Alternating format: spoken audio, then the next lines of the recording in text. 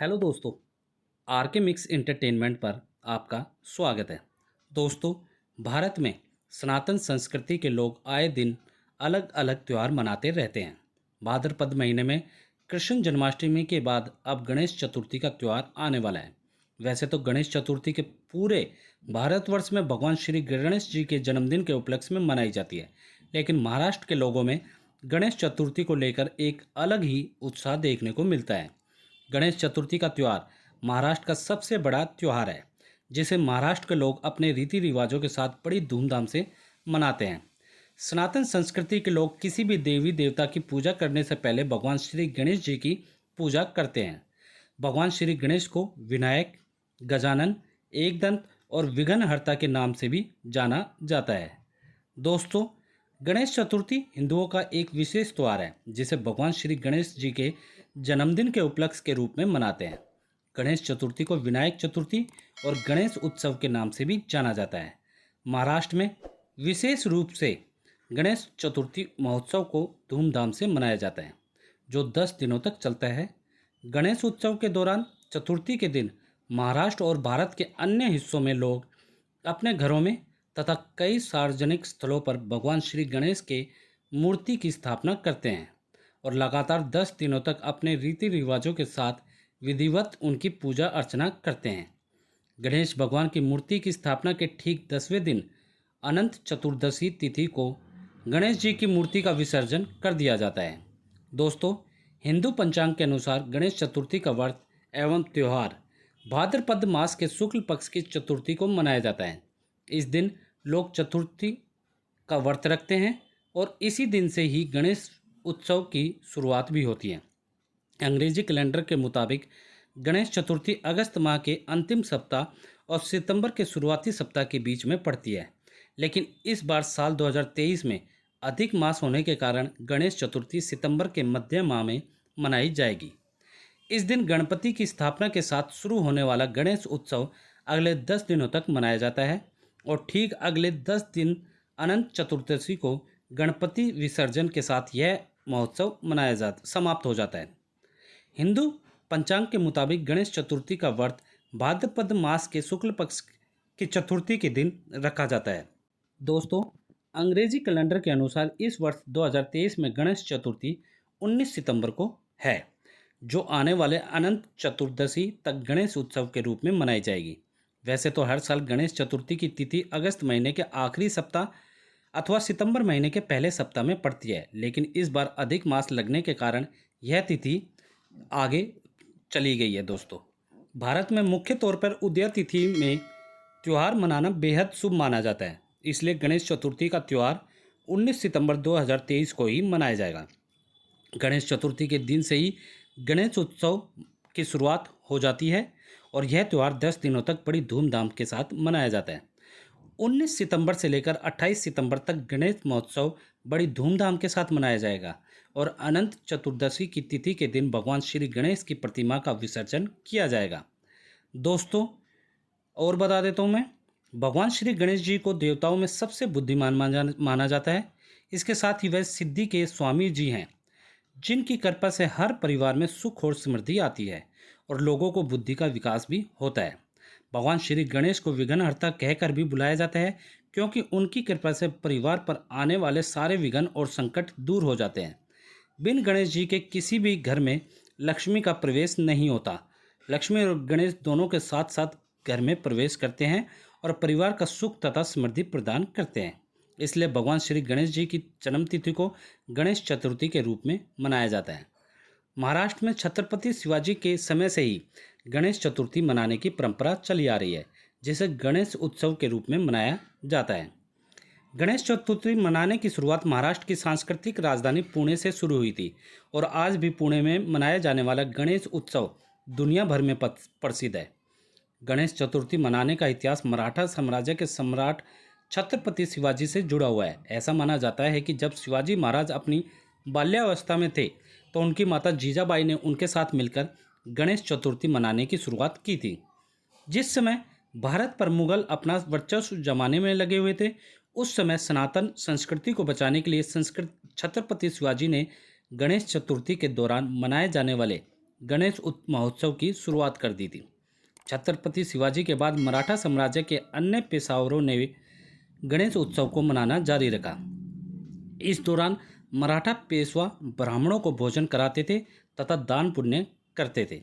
British हुकूमत के दौरान भारत में हिंदुओं के सभी सार्वजनिक पर्वों पर रोक लगा दी गई थी, जिस दौरान बाल गंगाधर तिलक ने गणेश चतुर्थी के महोत्सव को पुनर्जीवित किया। दोस्तों, जिस दौरान लोग ब्रिटिश हुकूमत के डर से अपने घरों में पूजा पाठ करते थे, उस दौरान बाल गंगाधर तिलक ने पुणे में गणेश चतुर्थी को सार्वजनिक रूप से मनाकर एक नया आंदोलन शुरू कर दिया। भारतीय स्वतंत्रता संग्राम में गणेश उत्सव ने एक अहम भूमिका निभाई, जिस दौरान भारत के महान स्वतंत्रता सेनानियों जैसे कि बाल गंगाधर तिलक, विनायक दामोदर सावरकर, पंडित मदन मोहन मालवीय और सरोजनी नायडू को आंदोलन छोड़ने का सार्वजनिक मंच मिला। जब बाल गंगाधर तिलक ने पुणे में सार्वजनिक रूप से गणेश उत्सव मनाने की शुरुआत की, तो ब्रिटिश हुकूमत भी आंदोलन की आशंका से भयभीत हो गई और इन क्रांतिकारियों का दमन करने का प्रयास करने लगी। लेकिन मुगल और ब्रिटिश हुकूमत ने भले ही भारत को आर्थिक रूप से लूटा हो, लेकिन भारत की सांस्कृतिक धरोहर को बाल भी बाका नहीं कर सके और आज भी उसी उत्साह और जुनून के साथ प्रतिवर्ष गणेश चतुर्थी का महोत्सव महाराष्ट्र समेत भारत के अन्य राज्यों में धूमधाम से मनाया जाता है। दोस्तों, गणेश चतुर्थी भगवान श्री गणेश की जन्म तिथि से जुड़ी हुई है।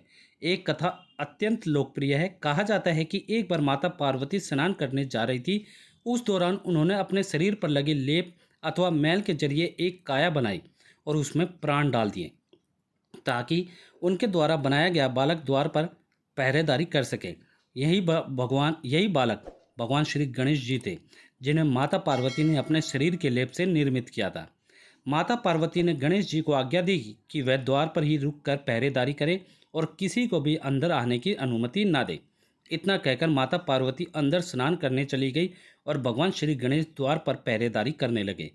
कुछ समय बाद भगवान शंकर आए और द्वार से अंदर प्रवेश करने लगे। इस पर माता की आज्ञा का पालन करते हुए भगवान श्री गणेश ने उन्हें अंदर जाने से रोक दिया।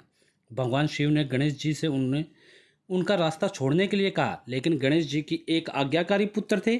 उन्होंने अपने माता पार्वती की आज्ञा का निर्वहन करते रहे। इस पर भगवान शिव अत्यंत क्रोधित हो गए और उन्होंने अपने त्रिशूल के जरिए भगवान श्री गणेश के सर को उनके धड़ से अलग कर दिया। गणेश जी की चीख सुनकर जब माता पार्वती बाहर निकलती हैं, तो उस गणेश जी का कटा सिर देखकर रोने भी लगती हैं और शंकर भगवान को बताते हैं कि आप उनके द्वारा बनाया गया उनका पुत्र था। माता पार्वती भगवान शिव जी से गणेश जी को जीवित करने का आग्रह करती है। तब भगवान शंकर अपने सेवकों को आज्ञा देते हैं कि वे लोग धरती पर जाएं और जिस बच्चे की माँ अपने बच्चे की तरफ पीठ करके सो रही हो, उसका सिर काट कर लाए। जब भगवान शिव के सेवक पृथ्वी लोक पर पहुँचते हैं और एक हाथी के बच्चे का सिर काट कर वापस कैलाश आते हैं, भगवान शिव इस गजमुख को गणेश जी के धड़ से जोड़ देते हैं और प्राण मंत्र पढ़कर उन्हें जीवन दान देते हैं। इसी कारण भगवान श्री गणेश को गजानन भी कहा जाता है। गणेश चतुर्थी व्रत के साथ ही गणेश महोत्सव की शुरुआत होती है और अनंत चतुर्दशी तक मनाई जाती है। प्राण प्रतिष्ठा अनुष्ठान के दौरान भगवान श्री गणेश की मूर्ति स्थापना की जाती है। पुनः 16 रूपों में भगवान गणेश को श्रद्धा सुमन अर्पित किए जाते हैं और पूरे विधि विधान के साथ अगले 10 दिनों तक उनकी पूजा की जाती है। लड्डू और मोदक भगवान गणेश के प्रिय व्यंजन माने जाते हैं। इसके अलावा भी बहुत से पकवान बनाकर भगवान श्री गणेश को चढ़ाया जाता है। गणेश महोत्सव का अगला अनुष्ठान उत्तर पूजा होता है। स्थापना के बाद उस अनुष्ठान को किए बिना मूर्ति को कहीं ले जाया नहीं जा सकता, इसलिए उत्तर पूजा का अनुष्ठान करके गणेश जी की मूर्ति को विस्थापित किया जा सकता है। गणेश महोत्सव का अंतिम अनुष्ठान गणपति विसर्जन होता है, जिस दौरान भगवान श्री गणेश की स्थापित मूर्ति को जल में विसर्जित कर दिया जाता है। इसी विसर्जन के साथ गणेश महोत्सव का समापन हो जाता है और समापन के उपलक्ष्य में भंडारे इत्यादि का आयोजन किया जाता है। ऐसी मान्यता है कि गणेश चतुर्थी के दिन रात के समय चांद नहीं देखना चाहिए। गांव देहात में चतुर्थी को ढेलाई चौथ भी कहते हैं। ऐसी मान्यता है कि जो लोग इस दिन रात के समय चांद देख लेते हैं उनके ऊपर कलंक लग जाता है।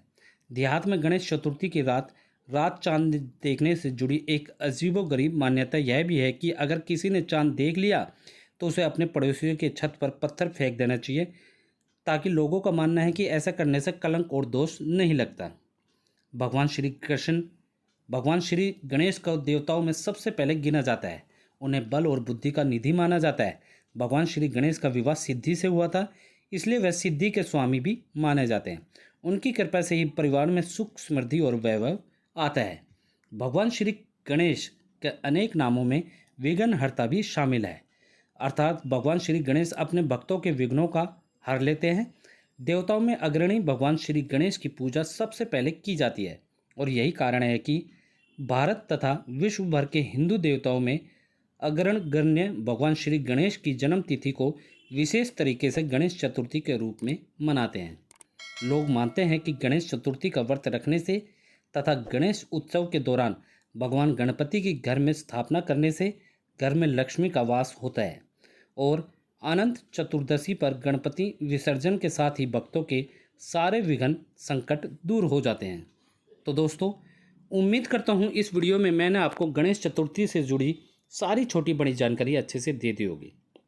दोस्तों, जानकारी अच्छी लगी तो वीडियो को लाइक करें, मैक्सिमम से मैक्सिमम हर जगह इसे शेयर करें ताकि सभी लोगों को गणेश चतुर्थी से जुड़ी सारी जानकारी मिल सके। कमेंट सेशन में ओम गणेशाय नमः या गणेश चतुर्थी के बारे में जो कुछ भी कहना चाहते हैं वो लिखना ना भूलें। और दोस्तों, इसी के साथ यदि आप लोग मेरे चैनल पर नए हैं तो सब्सक्राइब बटन को दबाकर मेरे चैनल को सब्सक्राइब करें और न्यू नोटिफिकेशंस के लिए बेल आइकन पर क्लिक करें ताकि आपको ऐसी ही वीडियोस टाइम टू टाइम और सबसे पहले मिल सकें। दोस्तों, ऐसी ही वीडियोस आप लोग फेसबुक और इंस्टाग्राम पर देखने के लिए मेरे पेज RK मिक्स एंटरटेनमेंट को फॉलो करना ना भूलें। धन्यवाद दोस्तों। जय हिंद।